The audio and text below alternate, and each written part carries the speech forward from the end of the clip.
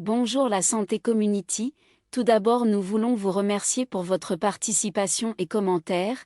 N'oubliez pas de voir les commentaires, parfois nous pouvons oublier la sélection d'une réponse juste ou bien d'ajouter une fausse.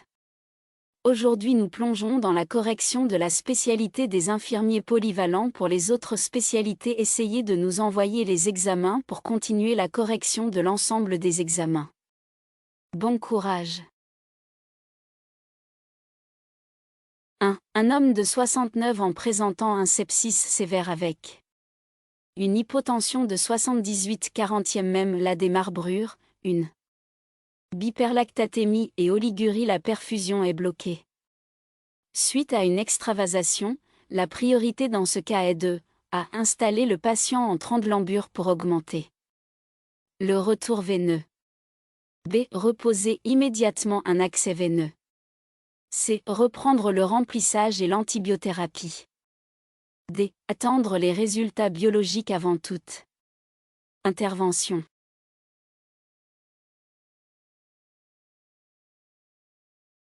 Réponse juste.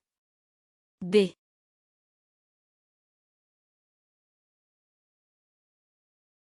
Deux. Un patient présentant une hématémèse massive avec une TA à 82 46e. Le patient est confus. L'anamnèse relève que le patient est alcoolique. Dans cette situation, la ou les actions infirmières prioritaires, elles sont A. Mettre sous oxygénothérapie et aviser immédiatement le médecin. B. Poser une sonde nasogastrique pour évacuer le sang. C. Prendre 2 voies veineuses pour assurer le remplissage. D. Installer en décubitus dorsal strict et donner un antiémétique en 4.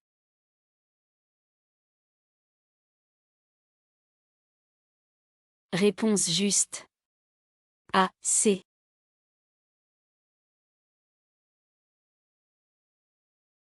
3. Une femme en post-opératoire présente une TA à 98 58e, une FC à 126 BAT/minute, sa peau est froide et le pansement est taché. Sur le 1/3, raisonnement infirmier le plus correct dans ce cas est A. Le pansement souille exclut une hémorragie et demande une surveillance simple. B. Les signes hémodynamiques priment sur l'aspect du pansement. C. La tachycardie post-opératoire est banale et ne nécessite aucune mesure immédiate. D. Le risque infectieux prime sur le risque hémorragique dans les premières heures.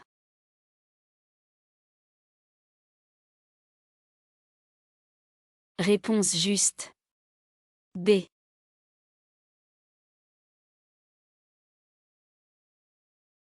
4. Un patient opéré depuis 5 jours présente une dyspnée brutale, une douleur thoracique, la saturation est de SP02 84%. L'intervention la plus déterminante pour ce tableau clinique est de A. Faire marcher le patient pour mobiliser la ventilation. B. Donner un antalgique paissant pour la douleur thoracique. C. Installer le patient en position assise et alerter en urgence. D. Arrêter les perfusions pour éviter la surcharge. Réponse juste. C.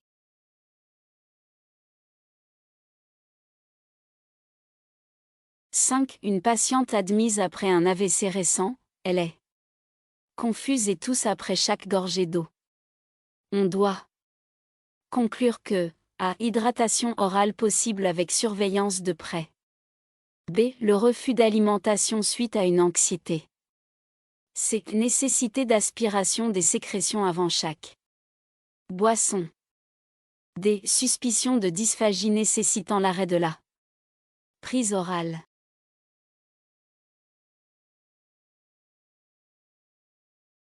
Réponse juste. D.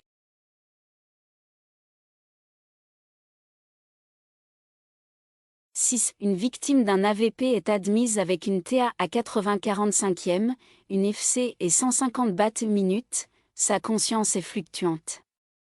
La prise d'une voie veineuse s'avère difficile. Le geste infirmier le plus prioritaire dans cette situation? A. Réaliser un ECG pour documenter la tachycardie. B. Chauffer le patient pour réduire les signes de choc. C. Préparer pour un accès vasculaire alternatif et alerter.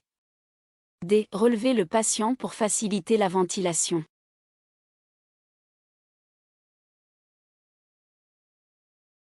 Réponse juste. C.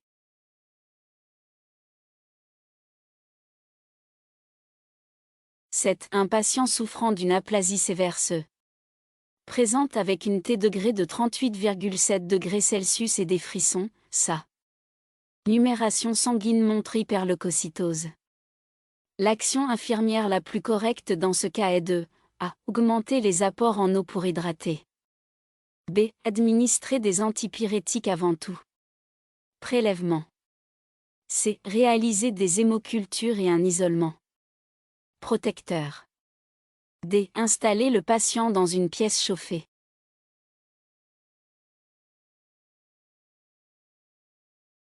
Réponse juste. C.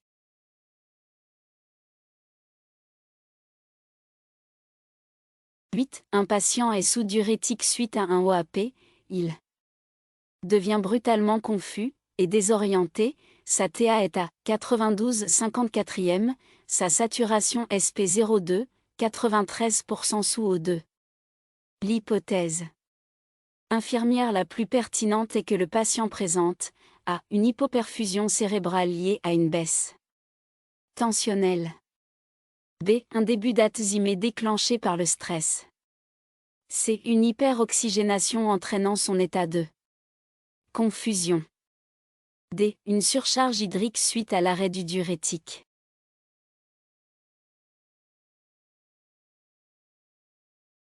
Réponse juste. A.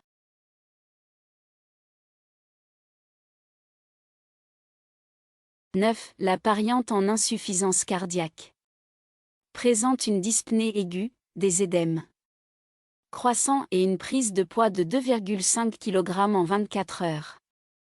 L'action infirmière la plus prioritaire est de A. Noter l'appétit et l'apport alimentaire. B. Mesurer la diurèse horaire.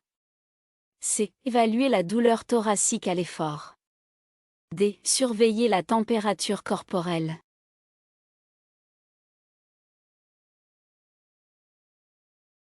Réponse juste. B.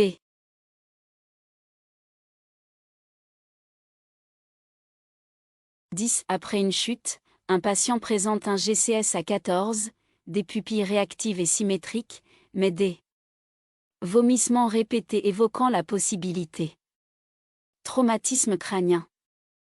L'action prioritaire est A. Administrer immédiatement un antiémétique pour les vomissements. B. Donner de l'eau fraîche pour compenser les pertes. C. Placer en position latérale de sécurité et surveiller la conscience. D. Encourager la marche pour limiter la stase gastrique.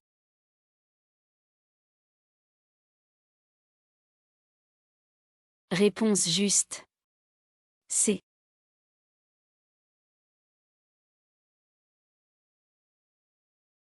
Un patient diabétique présente soudainement une agitation, une pâleur marquée et des tremblements. La mesure capillaire retrouve une hypoglycémie sévère, suggérant un risque imminent de décompensation neurologique. L'intervention immédiate qui s'impose est A. Administrer immédiatement du glucose isotonique en 4 en flash. B. Encourager la prise d'eau sucrée hypertonique pour corriger le paramètre. C. Administrer immédiatement un bolus 4 de glucose hypertonique. D. Suspendre temporairement le schéma insulinique en attendant la visite médicale.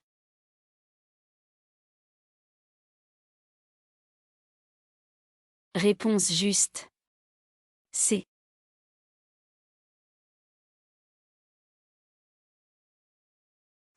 Un enfant récemment opéré d'une appendicectomie se plaint d'une douleur intense avec une EVA à 7/10, malgré l'administration de doses prescrites d'antalgiques.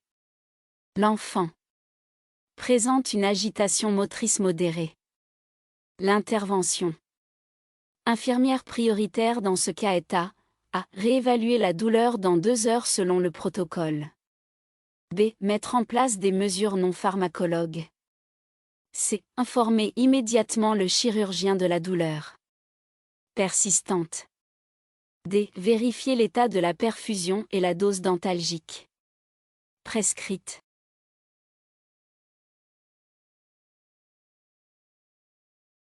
Réponse juste. D.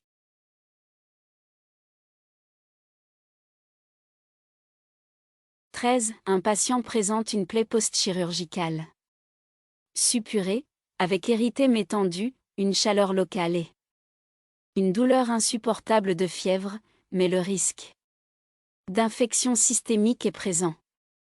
L'action infirmière prioritaire pour orienter la prise en charge est A. Laisser la plaie à l'air libre pour sécher. B. Prélever un écouvillon pour analyse microbiologique. C. Revoir la posologie et la voie d'administration des antalgiques prescrits. D. Appliquer un pansement sec sur la plaie sans prélèvement.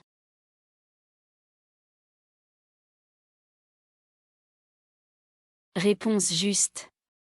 B.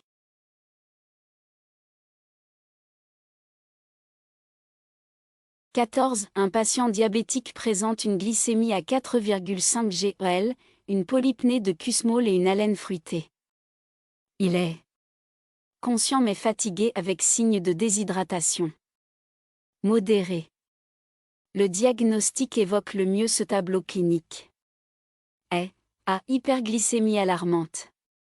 B. Acidocétose diabétique. C. Hypoglycémie sévère. D. Infection respiratoire.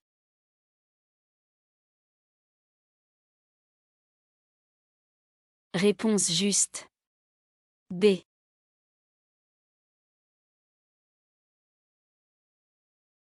15. Un patient sous anticoagulant, AVK, chute et présente des céphalées persistantes et une confusion. La tension artérielle et le pouls sont stables, mais le risque d'hématome intracrânien est élevé. L'intervention infirmière prioritaire est A. Réévaluer l'état du patient avant toute décision. B. Appliquer une bouillotte pour soulager la douleur. C. Aviser l'équipe médicale pour suspicion d'hématome intracrânien. D. Faire marcher le patient pour évaluer l'équilibre et la coordination.